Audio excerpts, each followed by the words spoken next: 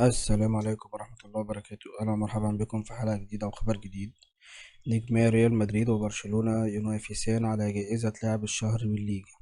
أعلنت رابطة الدوري الأسباني اليوم الأربعاء عن المرشحين لنيل جائزة لاعب الشهر في الليجا، وشهدت الاختيارات تواجد كل من الفرنسي إدوارد كامافينجا نجم ريال مدريد والهولندي فرينكو دي يونغ لاعب وسط برشلونة.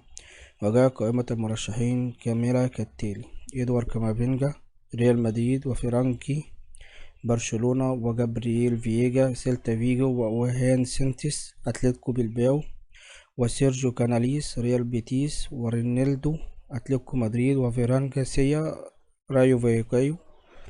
يذكر أن برشلونة يحتل صدارة الدوري الأسباني برصيد 59 نقطة، متفوقا ب8 نقاط عن ريال مدريد صاحب الوصافة. وبكده يكون انتهى الخبر، والسلام عليكم ورحمة الله وبركاته.